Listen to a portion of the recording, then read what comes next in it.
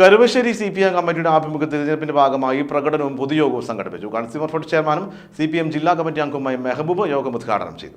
Karuvassery CPM കമ്മിറ്റിയുടെ ആഭിമുഖ്യത്തിൽ തിരഞ്ഞെടുപ്പിനോടനുബന്ധിച്ച് പ്രകടനവും പൊതുയോഗവും നടത്തി. കൺസ്യൂമർ ഫെഡ് ചെയർമാനും CPM ജില്ലാ കമ്മിറ്റി അംഗവുമായ മെഹബൂബ് യോഗം ഉദ്ഘാടനം ചെയ്തു.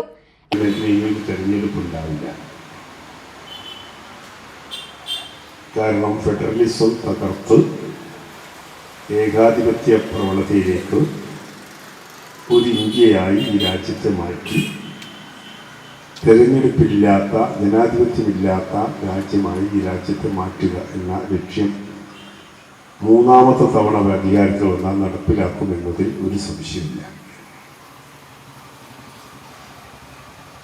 കേരളത്തിൽ ഈ തെരഞ്ഞെടുപ്പിൽ LDFും UDFും തമ്മിലായിട്ടാണ് മുഖ്യ മത്സരം നടക്കുന്നത്. BJP ഇവിടെ മൂന്നാം കക്ഷിയാണ്. ലോകസഭയിൽ ഒരു സീറ്റിലും BJP വരാൻ പോകുന്നില്ല.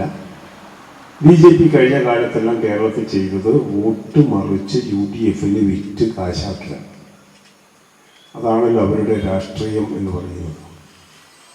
എല്ലാം കച്ചവടമാണ്.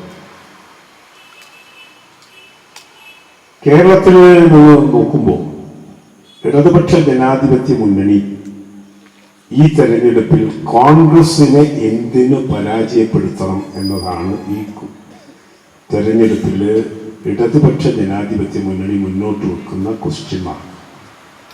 NCP നേതാവ് CP അബ്ദുൾ റഹിമാൻ യോഗത്തിൽ അധ്യക്ഷത വഹിച്ചു. LJD നേതാവ് മനയത്ത് ചന്ദ്രൻ സംസാരിച്ചു. കരുവശ്ശേരി തിരഞ്ഞെടുപ്പ് ലോക്കൽ സെക്രട്ടറിയും വാർഡ് കൗൺസിലറുമായ വരുൺ ഭാസ്കർ സ്വാഗതവും CPM Karuvassery local committee secretary NM Ashraf നന്ദിയും പറഞ്ഞു. ACV news, Kozhikode.